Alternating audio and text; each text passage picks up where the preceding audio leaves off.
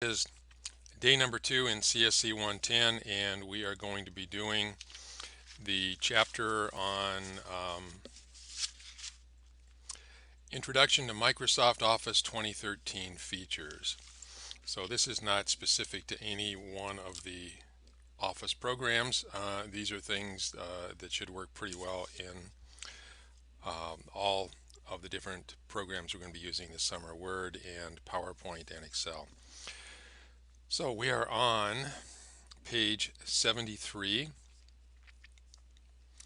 and we need to go to and open up a browser, and we need to go to tomclain.com/CSC110, capital C, capital S, capital C, and then we're going to go to day 2, and here is a link to the data files. Every day we'll need some new data files, and they're on the book's website. And today we're doing the Office Features, Chapter 1, Introduction to Microsoft Office 2013 Features. So we're going to click on that, and it will download our data file for us. And I'm using the Chrome browser, and I have it set to automatically open up any zip file that gets downloaded. And I'm also using Windows 7, so my toolbar looks a little bit different. But if it's a zip file, there should be an option someplace on the toolbar for extracting all the files. So select that, and I'm going to browse to my desktop, and I'm going to say OK. Actually, what I'm going to do is I'm going to make a new folder on my desktop, and I'm going to call it CSC110. And apparently I've already done that. So yeah, I'll just merge them together into one, and click on OK, and then I want to extract those files. And I'm not sure what this is. We're going to, I don't know what the deal is about it being encrypted, but we're going to say yes, we still want to copy it without encryption. And it'll open the CSC110 folder for me, and there should be a folder in there called Office Features. That's what was downloaded, and here is my Office Features folder. And looks like there's one file, and it's coded here. OF is Office, and 01B means Chapter 1, Project B. And we're going to be starting on Project A, so we don't need that right now. So we will close this and close this. And now we are on, flipping over to page 74. And I think we have done all of the stuff here on 74 and the top of 75.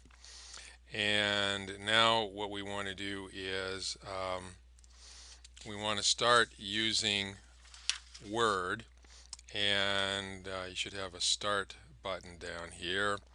And if you're using Windows 10, you may have to do a search for it. I'm going to just type in the word Word, and okay, and Word 2013 comes up, and I will click on that, and it will fire up Word 2013 for me.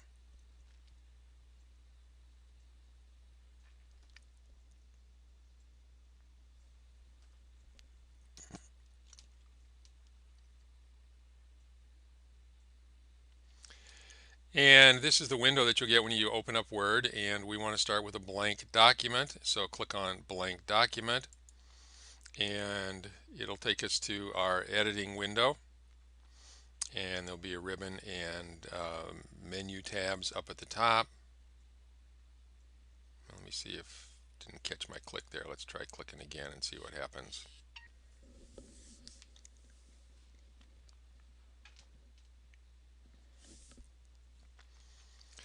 And I'm not sure, it appears to be kind of hung up a little bit. You see it says not responding up here.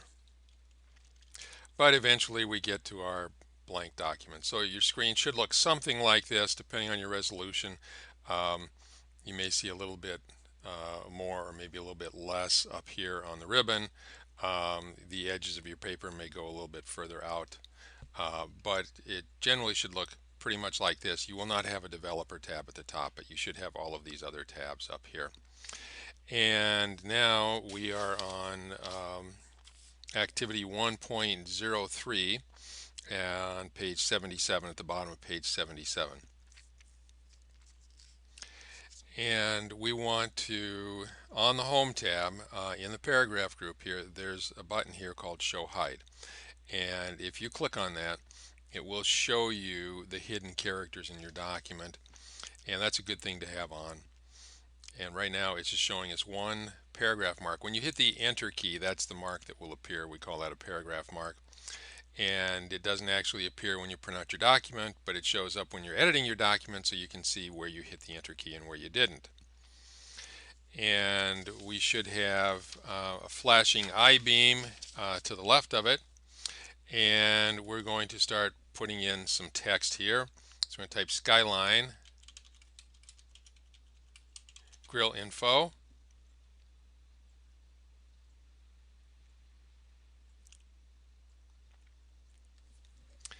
And then we want to click or use your arrow keys to position the cursor to the right of the E, and we're going to hit backspace to delete that, which works in just about everything. And then I want to press the right arrow key once, and that'll move over the space. You see the space is represented by a little raised dot. And that also only works when you have the Show Hide button pushed in. If you have it popped out, then you just see a space there. You don't see the dot. So I want to be just to the left of the letter I, and I want to type chefs with apostrophe S and a space.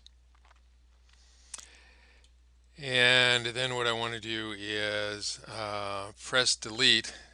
Now backspace deletes backwards to the left. Delete deletes to the right. So if I hit delete key, it should delete the I, and then the N, and the F, and the O. So I just hit the delete key 4 times. And it says delete info, and then type the word notes. Now we're on number 6 on page 78 with your insertion point blinking after the word notes. On your keyboard, hold down the control key and press the right arrow 3 times. I'm sorry, that's the left arrow 3 times. And if you hold the control key down, hit the arrow, it will jump an entire word. So if I do it 3 times, I will get to the beginning of the word grill. And with the insertion point blinking at the beginning of the word grill, type Metro and a space. Press Control and End. Hold the Control key down and press the End key, and that's a shortcut to take you to the end of the line. There's a similar one. If you hold Control Home down, it'll take you to the beginning of the line, which I just did. I'm going to do Control End again to go to the end of the line. And then we're supposed to press Enter, which will take us down to a new line, actually technically a new paragraph. And we want to include this following text. Executive, we're going to misspell executive.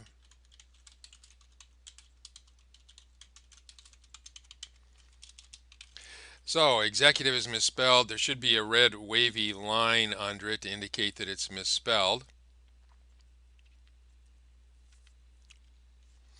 And what we want to do is we want to move slightly to the left of the M in Madison with our mouse cursor, and then we want to click and drag everything except we don't want to include that paragraph mark on the end. And then with that text selected, if something is selected and you start typing, it types over what is there. And so we're going to replace that with Sarah Jackson. And now we're going to take care of this spelling error. Right click on the word executive. Anytime you have a misspelled word, you can right click on it and it will give you some options. Usually the option is there. If it's not, you'll have to correct the spelling yourself just by doing some typing here. But executive is there. And notice it gave us some other choices too. It doesn't always give you the correct one in the first position, although in this case it did. That takes us past the bottom of page 79, and now we're going to go to page 80, and we want to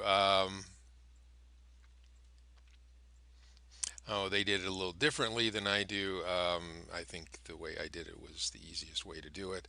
So we'll just kind of skip down to objective number 4 at the bottom of page 80. And on the ribbon, click the Design tab. So let's look at the design. Normally you're on the Home tab. The Design tab here has to do with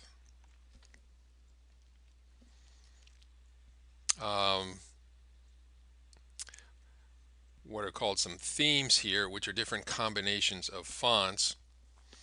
And we want to go to the page background group. You notice there's a little label at the bottom of groups, and the groups are separated by vertical bars. And what I want is I want to select page color, and I'll get a bunch of choices here. And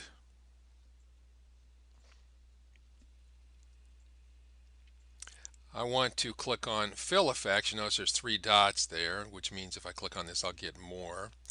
And under colors, I want to pick one color. And under on number 5 on page 81, it says click the color 1 arrow. So that's here's color 1, here's the arrow that goes with it.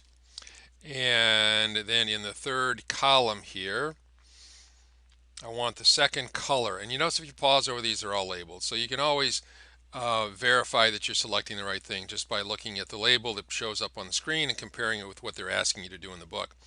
And in the book it says gray 25%, background 2, darker 10%, and that's exactly what this one says. So I'm going to click on it, and that's my color. And now I want to go to number 6 on page 81, and I want to click on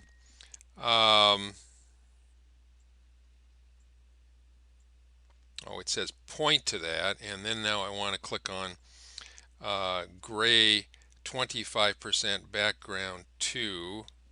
See, I don't know if that's the right one. So gray, let's pause that again. Background 2, darker 10%. That is the right one. Okay. And I'll just click on, actually I can just click off of it and the selection will stay the same. And now I've got a dark and light bar here that I can drag back and forth. And I want it all the way to the right. Now you can click over here and move it, or you can just click and drag it and move it all the way to the right. And then under shading styles, which is this little box right here, we want diagonal down. And then we've got some variants here, and we want the one in the upper right corner, which would be this one. And now we're flipping over to page 82. At the bottom of the dialog box, click OK, and notice the subtle page color. So click on OK, and now you can see this gradient where it is mostly a light gray, and it kind of goes from white to gray and back to white again. And now we're on page 82, activity 1.06, using undo. I want to point to the S in Skyline, and then drag down and to the right to select, okay, left of the S, I guess is what I want. And then drag over and down, and I'll get a mini toolbar here, and I'll get some styles, and the style that I want is the one called title. Okay, it says, you know, point to it but don't click, but then on number 2 it says click on it, so go ahead and click on it. And now I want that centered, and let's go to the Home tab here, and here is the center alignment. These 4 buttons here take care of alignment, and that will center it for me. And since I had both paragraphs selected, both of them get centered. And with the 2 paragraphs still selected, which they are, on the Home tab in the font group, click Text Effects. So here's the Home tab, here's the font group, and my Text Effects button is this one. And if I click on it, I want the second row, the first effect, which is this one. It's a gradient fill gray. And it says this might be difficult to read on a gray background, and you are correct about that. So we're going to click on undo up here, and you can also do a Control Z to undo. And now what we're going to do is we're going to go to the options here again, and this time we're going to go to the second row, the second one, and we're going to get blue with a gradient and a little bit of a shadow, or reflection rather, and click on that. And now if I click off of it to deselect it, this should look pretty much like it does on the top part of page 83, and this is where we're going to stop the video.